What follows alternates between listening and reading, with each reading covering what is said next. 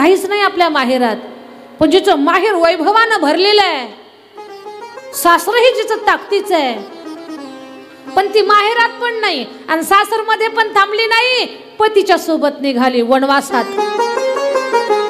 बरं, वनवासाला फिरणं का सोपं होतं का? रोज ऊन वारा पाऊस याला तोंड द्यायचं होतं. आणि सीतामाई किती नाजूक होत्या, मखमलच्या खाली पाऊल नाही. पण सीतामाई ना एका पतिव्रता नारीचा धर्म काय तो भारतातल्याच नाही जगातल्या सगळ्या स्त्रियांना सांगितलाय. एका पतिव्रता स्त्रीसाठी पती शिवाय दुसरं जीवन नाही. पती हाच तिचा देव आहे, पती हेच तिचं जीवन आहे, दुसरं तिला जगच नाही.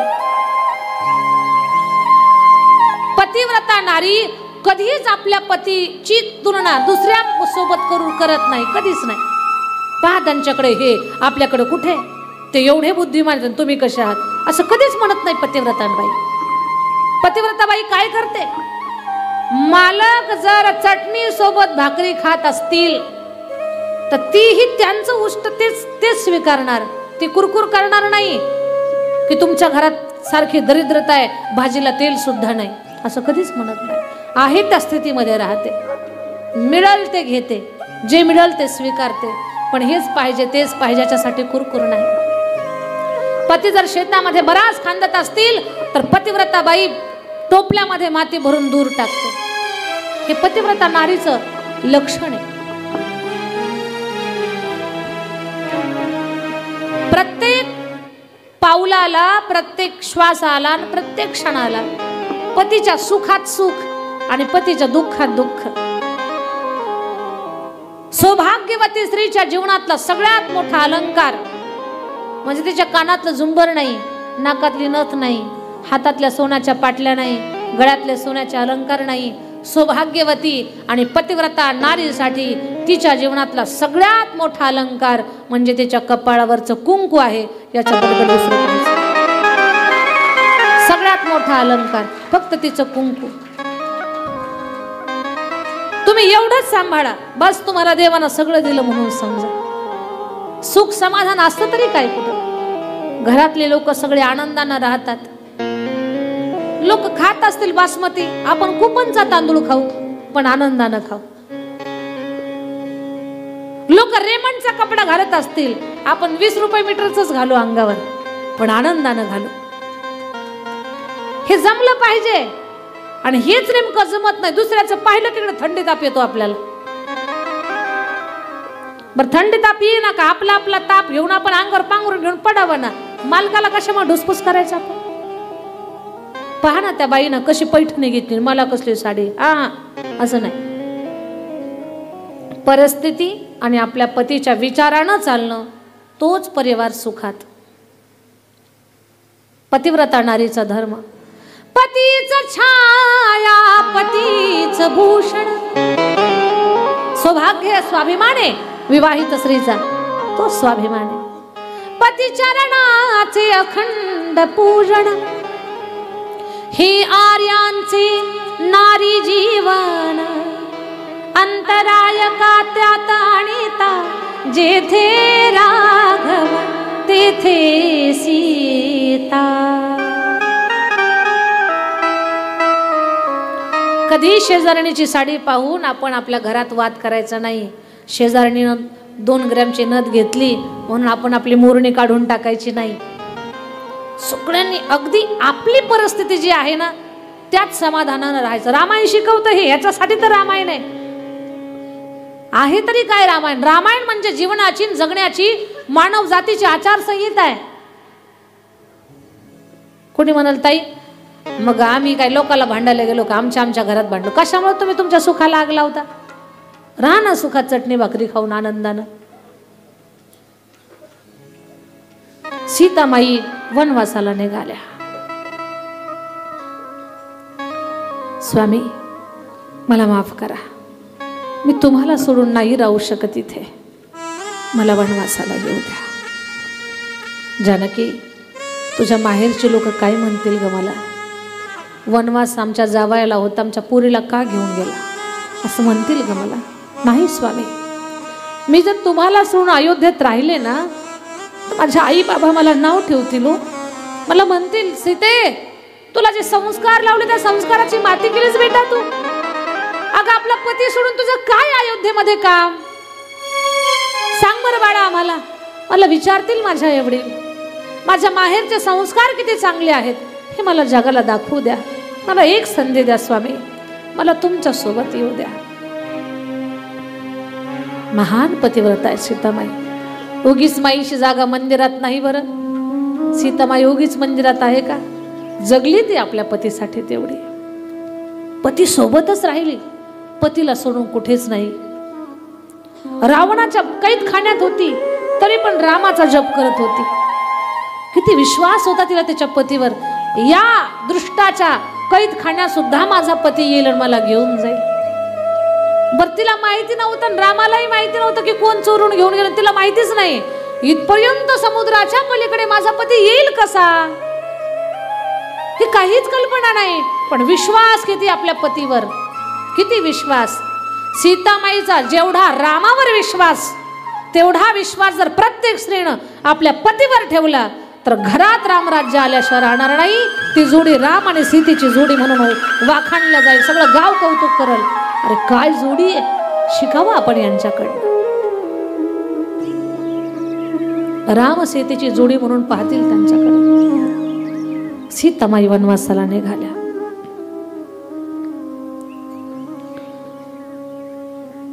एकट्या रामाला वनवास होता, पण राम असा राजा आहे. त्या रामाच्या सोबत पत्नी आणि भाऊ दोघे पण निघाले वनवासाला. तेच निघाले काय ना बोले, सगळे अयोध्याच मागे पळायला लागले. राघवा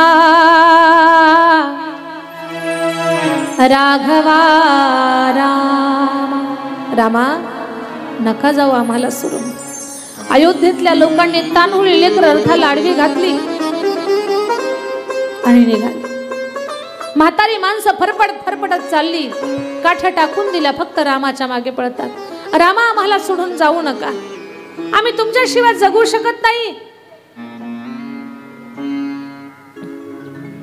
राम असा राजा आहे की त्या राजाची वाट गादीनं 14 वर्ष पाहिली. आताचे राजे खुर्चीची वाट पाहतात, आताचे राजे पदाची गादीची वाट पाहतात. पण राम असा राजा होता, रामानं गादीची वाट पाहिलीच नाही, गादीनं रामाची वाट पाहिली. किती वर्ष? 14 वर्ष. 14 वर्ष रामाची वाट पाहणारी ती गादी अयोध्येतली. रामाशिवाय दुसरं कोणी बसलंच नाही त्या गादीवर. काय राम राजा आहे. निघाले सगळे अयोध्या मागे पडते. नाही राघव, आम्ही तुम्हाला सोडून राहू शकत नाही, नाही राहू शकत. म्हातारी माणसं पळत होती मागे. रामरायाने विचार केला, ही म्हातारी माणसं जर अशीच पळत राहिली तर मरतील बिचारे. तमसा नदीच्या पात्रामध्ये राम थांबले. पळणारी माणसं थकून झोपले. त्यांना वाटलं आता राम थांबतील, राम सोडून जाणार नाही. राम मध्यरात्रीच त्यांना झोपेत टाकून गेले. सकाळी उठून पाहिलं अयोध्येतल्या लोकांनी, तिथे रामाच्या सोबत होते ते. राम नाही, लक्ष्मण नाही, सीता नाही, रथ नाही. काही बोलले राम अयोध्येला गेले असतील म्हणून वापस आले. काही म्हटले नाही, या झोपेनं आपल्याला फसवलं, आता राम येईपर्यंत झोपायचंच नाही. राम येईपर्यंत झोपायचं. 14 वर्ष झोपेचा त्याग केला. 14 वर्ष. आणि एक गोष्ट सांगते मी तुम्हाला, रामाच्या 14 वर्षाच्या वनवासाच्या काळात अयोध्येत एकही नवीन लेकरू जन्माला आलं नाही. किती मोठा त्याग. एकही लेकरू जन्माला आलं नाही 14 वर्षाच्या काळात. सगळ्यांचा विषय राम बनलेला. प्रत्येक जण रामाची वाट पाहत होता. राम राम राम राम. रामानं या अयोध्येतल्या लोकांना तमसा नदीच्या पात्रात टाकून जे पुढे गेले गंगेच्या काठावर. आणि गंगेच्या काठावरती एक केवट नावाडी झाडाला नावेची दोरी बांधून नावेत गंगेत पाय सोडून बसलेला होता. पायानं पाणी उडवत होता. असं राम रथातून खाली उतरले आणि चालत गेले. केवटजी, ओ केवटजी, आप हमारी बात सुन रहे हो? केवटानं विचारलं, कोण हो भाई आप? बहुत पुरानी जान पहचान हो ऐसे हमसे आप बात कर रहे हो? कौन हो आप? केवट जी, हम कौन हैं ये बात इतनी मायने नहीं रखती, लेकिन हमारी एक विनती है, हमें गंगा के उस ओर, उस तट पर जाना है, हमें छोड़ दोगे? आप हमें छोड़ेंगे? क्यों भाई, किसी और की नैया में बैठ जाओ और उधर चले जाओ। नहीं, हम आपकी ही नैया में बैठना चाहते, और कोई नैया इस तट पर नहीं है, आप हमें छोड़ दो। केवट जी, आम्हाला गंगेच्या पलीकडे सोडता का? म्हणे गंगेच्या पलीकडे सोडायचंय, दुसरी कुणाचे तरी नाव पहा, माझ्याकडेच काय तुमचं काम नडलंय? केवट जी, आमची विनंती आहे, आम्हाला पलीकडे सोडण्याचं काम तुम्हीच करू शकता, दुसरं कोणी नाही करू शकत. का म्हणे? बरं म्हणे ठीक आहे, प्रश्न उत्तर नंतर करू. केवटजी, एकदा माझ्याकडे पहा. केवट म्हणतो, तुमच्याकडे पाहाला का तुमच्या तोंडाला काय सोनं लागलं का? विश्वाचा मालक उभा आहे, मालकाकडे पाठ आहे आणि ते दुसरीकडे तोंड करून बोलतंय. ते बोलतंय जोरातच बोलतंय. तुमच्या तोंडाला का सोनं लागलं का? काय पाहायचं तुमच्या तोंडाकडं? राम म्हणतात, एकदाच पहा ना. काय एकदाच पहा? बळी तुमची बळजबरी आहे, नाही पाहायचं मला तुमच्या तोंडाकडं, एकदाच पहा. काय तुमच्या तोंडाला एवढं लागलेलं? बर तुमच्या तोंडाकडे पहा, तुमच्या तोंडाकडे पहा. तुम्ही आहात तरी कोण? मी अयोध्येचा राजा दशरथ, त्या दशरथाचा पुत्र राम आहे. राम शब्द ऐकला आणि त्या केवटानं टुटकन पाण्यातच उडी मारली. पाण्यात उडी मारली, खाली बुडी घेतली की वर आलं, आप ही राम हो, हा मैं ही राम हो, सच में आप राम हो, हा मैं ही राम हो. पुन्हा पाण्यात बुडी घ्यायचं, वर यायचं, नाक दाबायचं, कान दाबायचं, उड्या मारायचं, पुन्हा पाण्यात बुडी मारायचं.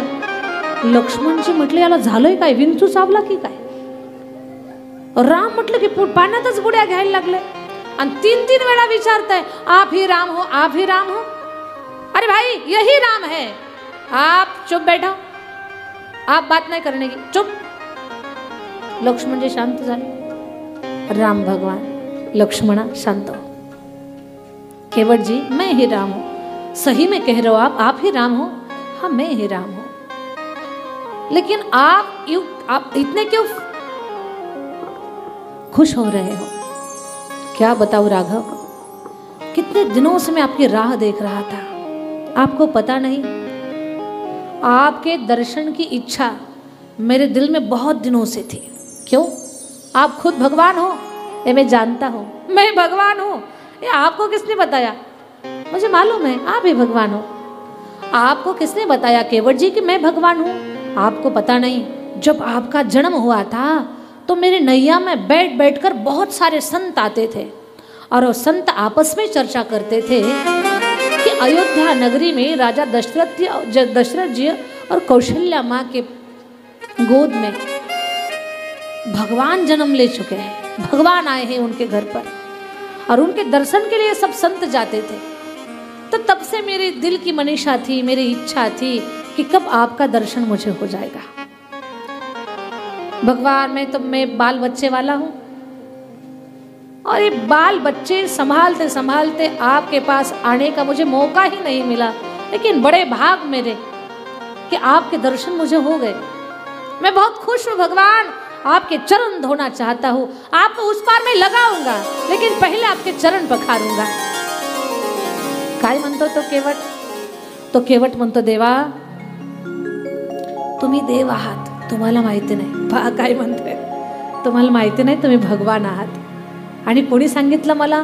माझ्या नौकेमध्ये बसून अनेक साधू संत यायचे तुमच्या दर्शनाकरता, अयोध्येला जायचे.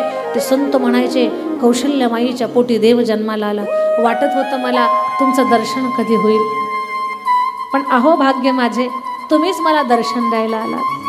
खूप आनंद झाला भगवान. पाय धुवायचे मला, सोडतो मी पलीकडे, पण पाय धुवू द्या. भगवान म्हटले ठीक आहे. देवाला वाटलं जाईल ओंजळीत पाणी घेईल, माझ्या पायावर टाकल, पण ते घरी निघालं. लक्ष्मणजी म्हणतात, दादा हे कुठे निघालं? पाय धुवायचे म्हणताना कुणीकडे चाललं? केवटजी, क्या भगवान, आप पाँव धोना चाहते हो ना? हाँ भगवान, मैं पाँव धोना चाहता हूँ। तो आप उधर किधर चले जा रहे हो? भगवान, मैं घर जा रहा हूँ। मुझे मालूम है पूजा पाठ के काज में अगर अपनी धर्म पत्नी साथ में हो तो पूजा का पूरा फल मिळता है। मला माहिती आहे पूजा पाठात पत्नी सोबत असावी लागते। आपल्याला जास्त जरी कळत नसलं ना, भगवान थोडं थोडं कळतंय आपल्याला। एवढा मोठा परब्रह्म माझ्या गंगेच्या तटावर आलंय आणि मी एकटा कसे पाय धू? माझ्या पत्नीला आणतोय। लक्ष्मण जी म्हणतात, भगवान एक घर जाएगा, उसकी पत्नी आएगी, उसके बच्चे आएंगे और पूरा रेल का डिब्बा ही आएगा। पूर्ण रेल्वे गाडीची रेल्वेचे डबे पण येतील। भगवान म्हणतात, लक्ष्मणजी आता असू देत, सगळं त्याच्या ताब्यात, ही काही आपल्या अयोध्या नाही। तो गेला, बायकोला घेऊन आला, लेकर आले, देवाचे पाय त्यांनी धुवून काढले। किती भाग्यवान म्हणावा लागेल ना। अरे ज्याच्या घराला देवघर नाही, ज्याच्या घराला नीट छत नाही, लेकर उघडी नागडी फिरतायत, फक्त लंगोटी एवढं वस्त्र ज्याच्या अंगावरती, ज्याच्या पत्नीनं साड्यांचे तुकडे अंगाला गुंडाळलेत, त्या नौका चालवणाऱ्या नावाड्याला देवाचे पाय धुण्याचं भाग्य भेटलंय। किती मोठं भाग्य म्हणावं लागेल त्याचं। आपल्यापेक्षा भाग्यवान आहे का नाही तो? आपल्याला सप्ताहात देणगी देताना जड जात आहे, आपले हात थरथर कापतायत आणि तो विश्वाच्या मालकाचे चरण धुतोय। किती मोठा भाग्यवान म्हणावा लागेल। देवाचे पाय धुवून काढले आणि नौकेपर्यंत पालथा झोपला। संत आल्यावर आपण नाही का साड्याची धोत्र्याची पायघडी करतो, तसं त्याला देहाची पायघडी केली। नौकेपर्यंत पालथा झोपला। देवा माझी पाठ तोडून नौकेत बसा। भगवान नौकेमध्ये बसले, सीता मैया, लक्ष्मण भैया सगळे बसले आणि रामाचं भजन गात निघाले पुढे। जय गंगी जय भागीरथी, जय जय राम दाशरथी। जय गंगे जय भागीरथी, जय जय राम दाशरथी। जय गंगे जय भागीरथी, जय जय राम दाशरथी। जय गंगे जय भागीरथी, जय जय राम दाशरथी। पावन गंगा पावन राम, श्री रामाचे पावन नाम। पावन गंगा पावन राम, श्री रामाचे पावन नाम। विदूषणासी प्रवास हा प्रभु, नाविक आम्ही नित्य स्मरू। नाविक आम्ही नित्य स्मरू।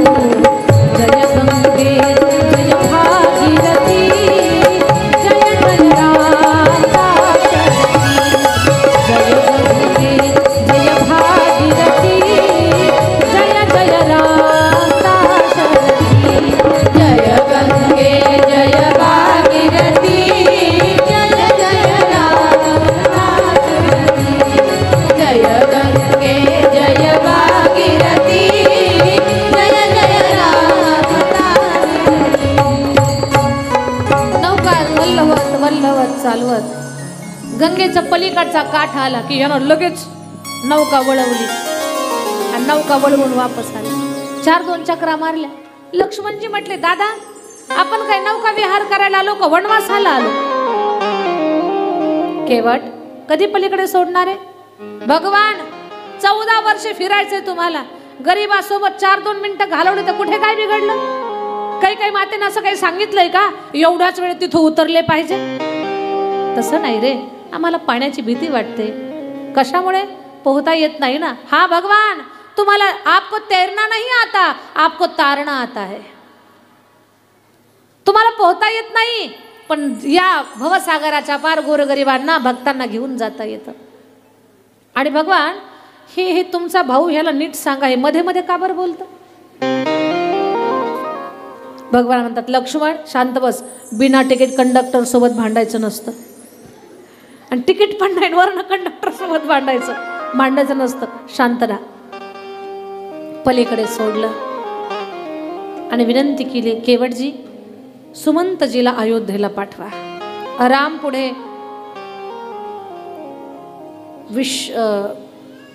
भारद्वाज ऋषींची भेट घेतात आणि तिथून पुढे चित्रकूटावर थांबतात. केवटजी वापस येतात, सुमंतजीला अयोध्येत पाठवतात. पण रामाच्या वियोगानं दशरथजीचा अंत होतो. राम श्रीराम राम. माफी मागतात दशरथजी. कौशल्या मला माफ कर, सुमित्रा मला माफ कर, अयोध्येतल्या नरनारींनो मला माफ करा. मी सगळ्यांचा श्वास, सगळ्यांचा प्राण राम वनवासाला पाठवला, मला माफ करा. क्षमा करी तू मज कौसल्ये, क्षमा सुमित्रे पुत्र वत्सले, क्षमा प्रजाजन करा चाललो, सुख दुःखाच्या पार. मला माफ कर. कौशल्या, मी तुझं लेकरू वनवासाला पाठवलं ग, मला माफ कर, मला माफ करा सगळेजण. पहा पहा, मला भिंतीवरती चिता जळताना दिसते. त्या चितेमध्ये 2 पुरुष, 1 स्त्री आहे. त्या चितेतले श्रावण बाळाचे वडील मला हसतायत. राजा, तुला कळालं का लेकराच्या वियोगाचं दुःख काय असतं? राजा, तुला कळालं का? पहा पहा, जसे आम्ही आमच्या लेकराच्या आठवणीमध्ये तडफडून गेलो राजा, तसा तो सुद्धा पुत्र पुत्र पुत्र राम राम करून करशील राजा. आठवलं गडबडा लोळायला लागले. कौशल्या, पहा ना, माझ्याकडे पाहून हसतायत ते. सांग ना त्यांना, मला हसू नका म्हणा. मी माझ्या लेकराच्या वियोगाने व्याकुळ झालो. राघवा, राम राम राम राम म्हणून प्राण त्यागला. राजा दशरथाचा अंत झाला. कौशल्या माई छाती पटवून रडू लागली. महाराज, हे काय केलं तुम्ही? आम्हाला सोडून जाऊ नका महाराज, तुमच्याशिवाय आम्ही कसं जगायचं? महाराज, सावरा स्वतःला. पण राजा दशरथाचा अंत झालेला होता. कौशल्या, सुमित्रा एकट्या राजा दशरथाच्या जाण्यानं 700 राण्यावर वैधव्याचे कुऱ्हाड कोसळले. सगळी अयोध्या रडते. महाराज, रामाच्या जाण्याचं दुःख आम्हाला, त्यात तुमच्या मरणाचं दुःख या अयोध्येतल्या लोकांनी कसं पचवायचं? राम आमच्या जवळ नव्हते, पण तुमच्याकडे पाहून आम्ही जगलो असतो. आता आम्ही कसं जगायचं? साधूच्या झुंडीच्या झुंडी अयोध्येच्या दिशेनं आल्या. सगळे साधू रडतात. माझ्या दादेगाव मधल्या ताई दादांनो, तुम्ही आम्ही रडावं नवल नाही. साधूच्या झुंडीच्या झुंडी रडतात. महाराज, बहुत जल्दी चले गए आप. महाराज, खूप लवकर गेलात तुम्ही. तुमच्या सारख्या धर्मपरायण राजाची समाजाला गरज आहे. ज्या बाईचं सौभाग्य हरवलं, जिच्या काळजाचा तुकडा वनवासाला गेला, त्या बाईची अवस्था काय झाली असेल विचार करा. तिचा पती पण जगात नाही आणि लेकरू पण तिच्या जवळ नाही. तिच्या दुःखाला पारावार नाही. खूप रडतायत, खूप रडतात. भरतजीला आता दुसरा राजा गादीवर बसवल्याशिवाय पहिल्या राजाच्या शरीराला अग्निसंस्कार करता येत नाहीत. ही रीत आहे, हे शास्त्र आहे.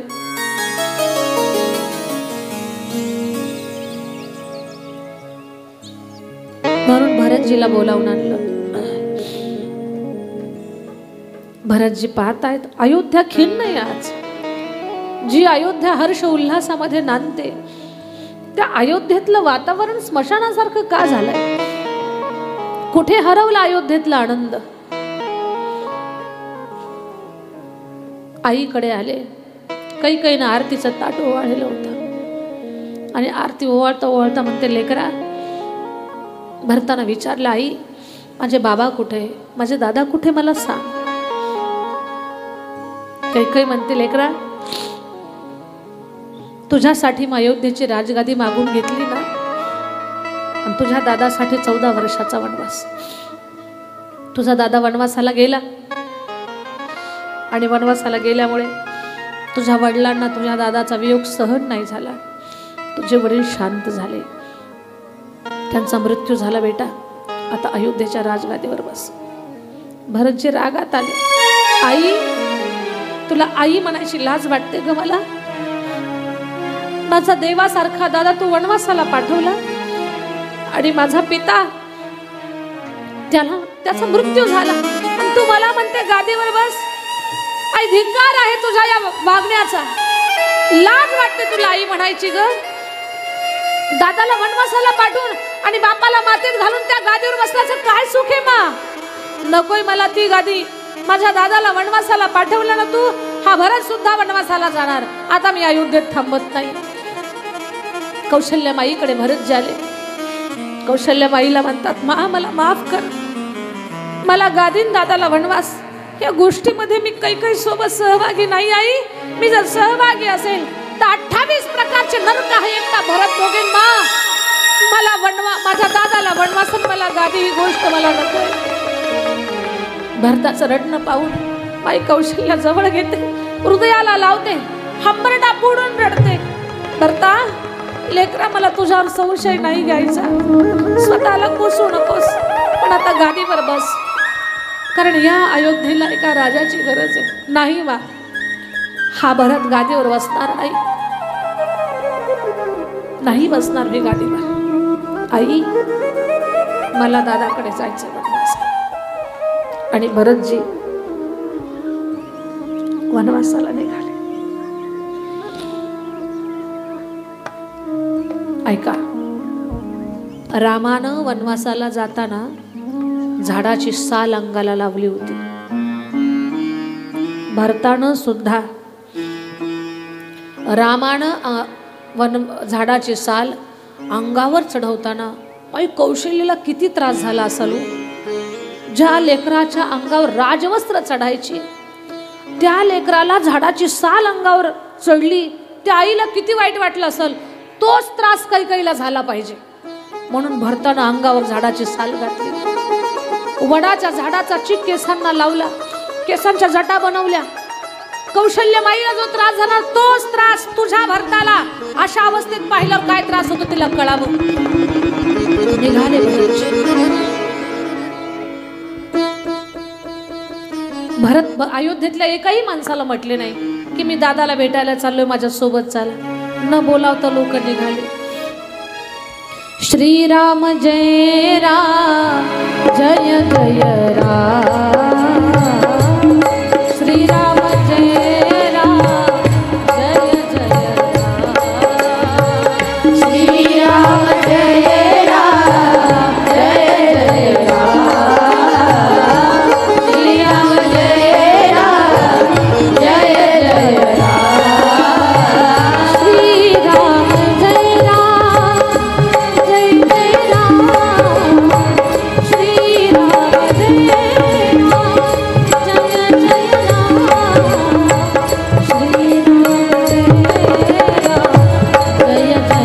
जय राम.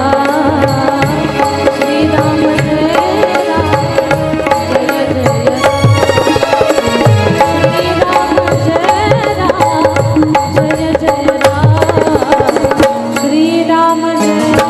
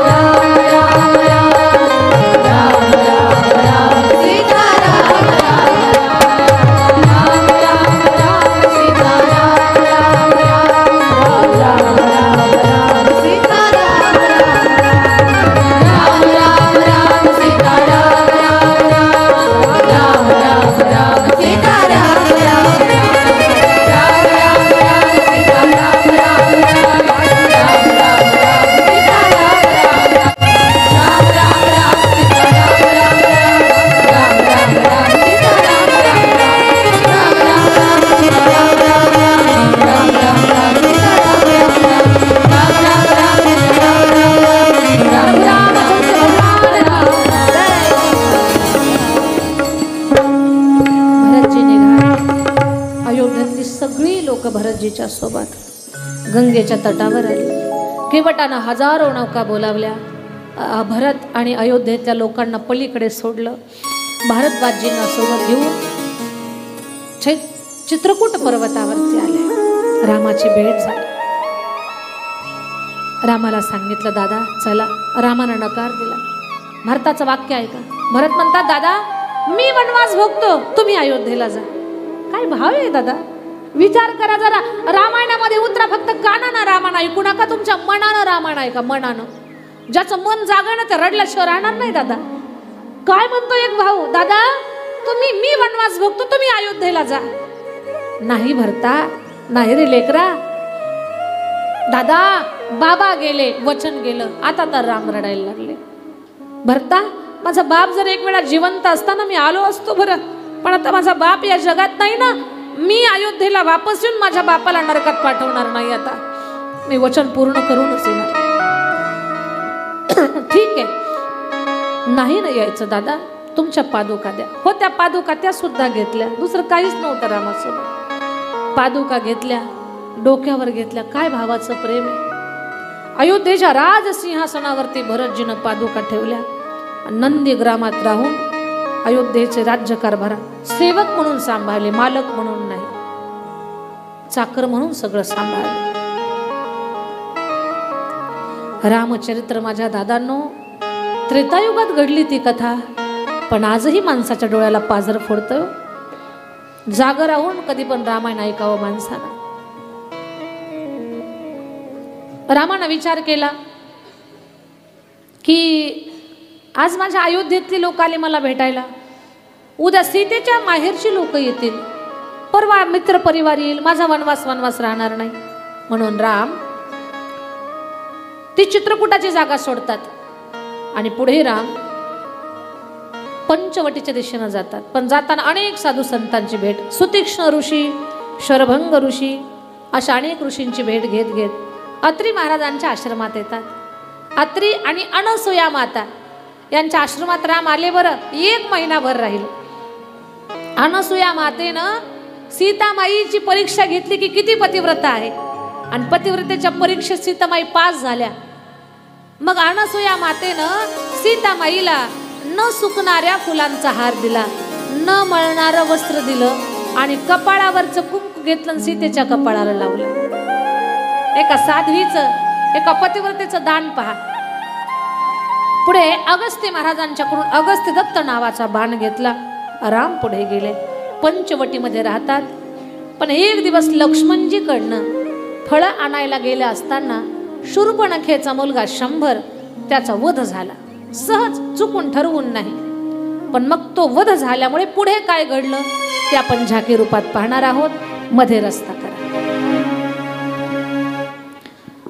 मध्ये रस्ता करा.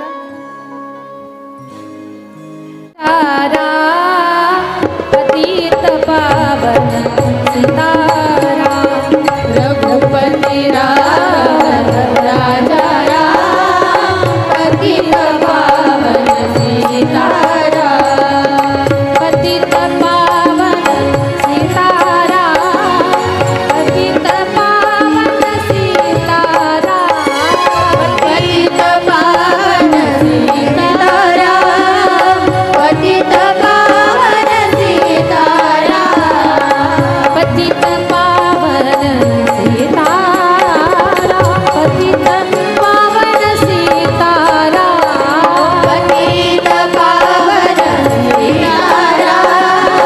पतित पावन सीताराम, पतित पावन सीताराम, रघुपति राघव जय राम, पतित पावन सीताराम, रघुपति राघव राजा राम, पतित पावन सीताराम, रघुपति राघव राजा राम, पतित पावन सीताराम, रघुपति राघव राजा राम, पतित पावन सीताराम.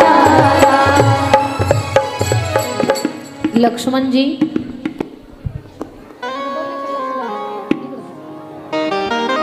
फळ कंदमुळं आणायला गेले,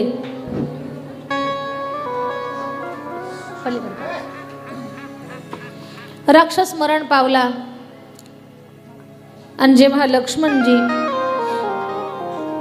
उदास होऊन वापस आले त्यावेळेला राम भगवंतानं सांगितलं, लक्ष्मणा काळजी करू नको, तुझ्या हातानं जो मरण पावला तो राक्षस आहे आणि राक्षसांना मारण्यासाठीच आपला अवतार आहे. लक्ष्मणजीला आनंद झाला आणि लक्ष्मणजी एका झाडाखाली भजन करत राहिले. भजन करू लागले.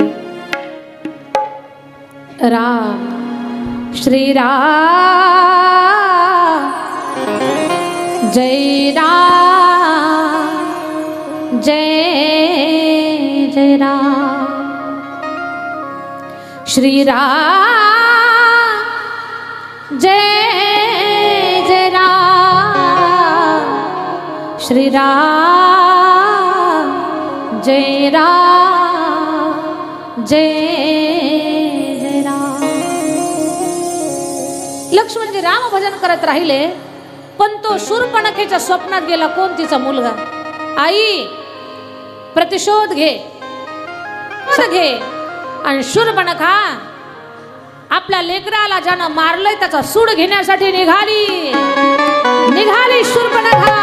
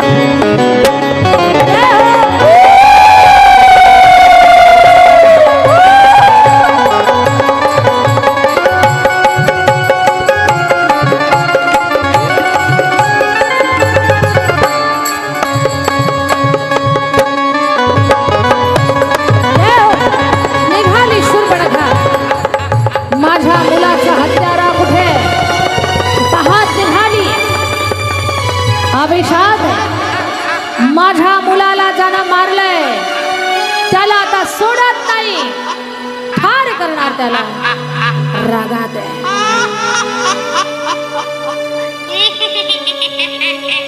भयंकर रूप तिनं धारण केलेलं आहे. अभिशाप आहे. हसते मोठ्या मोठ्यानं.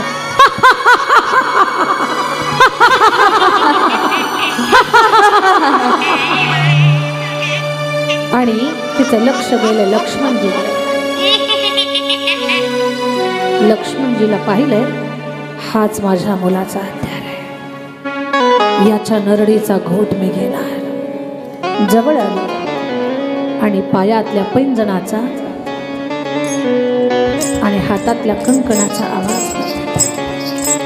लक्ष्मणजी डोळे उघडतात. बाई कोण तुम्ही?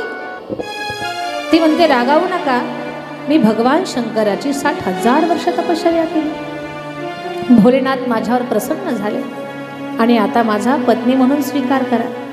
सुंदर दिसते की नाही मी? छान दिसते की नाही? लक्ष्मणजी म्हणतात, बाई खाली माझा भाऊ आहे, माझ्या दादासोबत लग्न करा, माझ्यासोबत नको, जा तुम्ही इथून. ती म्हटली खूप रागीट आहे. निघाली उड्या मारत शूर्पणखा.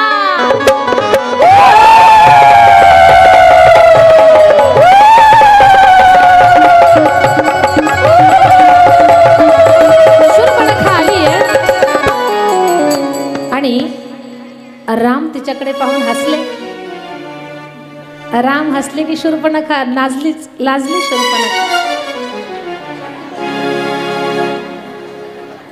शूर्पणखा लाजली आणि सीतामाई तटकन उठून उभ्या राहिल्या आणि रामाला डोळे फाडून पाहायला लागल्या. राम उठून उभे राहिले. राम उभे राहिले आणि राम तर शांतच झाले. राम म्हणतात, सीते का ग अशी डोळे फाडून पाहायला लागले? सीतामाई म्हटलं, तुम्ही कसे काय हसले? राम म्हणतात, सीता मी सहज हसलो ग. सीतामाई म्हणतात, सहज कसे काय हसले? आता हे प्रश्न अवघड असतात बरं का दादेगाव. या प्रश्नाची उत्तर लवकर सापडत नाही. राम म्हणतात सीते मी सहज हसलो. सीताबाई म्हणतात सहजच कसे काय हसले. पटकन सांगा मला सहज कसे काय हसले तुम्ही. कसं बस सीतामाईला शांत केलं. सीतामाई शांत झाल्या आणि ती शूर्पणखा रामाकडे पाहते. तिला जे बोलायचं होतं ते गेली विसरून आणि ती दुसरंच बोलते. कोण तू कुठला राजकुमार, कोण तू कुठला राजकुमार, कोण तू कुठला राजकुमार, कोण तू कुठला राजकुमार, कोण तू कुठला राजकुमार, कोण तू कुठला राजकुमार. हे दाखवा माझा पत्नी म्हणून स्वीकार कर. सीतामाई रागतच आल्या. सीतामाई म्हटलं ये सटवे कुठून आलीस ग तू, कुठून आली तू, तुला लक्ष आहे का तू काय बोलते कुणाला बोलते. ती शूर्पणखा सीतेला तर भावच देत नाही आणि सीतेला बोलतच नाही. रामाला म्हणते रामा कोण ही. राम म्हणतायत भगवत कृपेनं या आमच्या अर्धांगिनी सीता आमची पत्नी. शूर्पणखा म्हणते रामा शोभत नाही तुम्हालाही, तुम्ही कसे ही कशी. द्या टाकून तिला. राम म्हणतात बाई मी सीतेचा त्याग करू शकत नाही, दुसऱ्या कोणाचा स्वीकार करू शकत नाही. तुम्हाला लग्नच करायचं तर झाडाखाली माझा भाऊ आहे त्याच्याशी लग्न करा. शूर्पणखा म्हणते ते खूप रागीट आहे, काहीतरी पत्र लिहून द्या. राम म्हणतात कुठे पत्र लिहू. शूर्पणखा म्हणते काळजी करू नका माझ्या पाठीवर पत्र लिहा आणि गरकन उडी मारून फिरली. सीता तू पत्र लिही.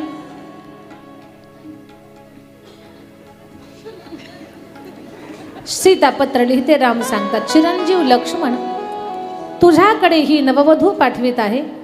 हिच्या नाशिक आणि कर्णाची शांती करणे कळावे तुझा राम. पूर्णविराम. पत्र झालं आणि पत्र निघालं. पत्रच काय पोस्ट ऑफिसच निघालं.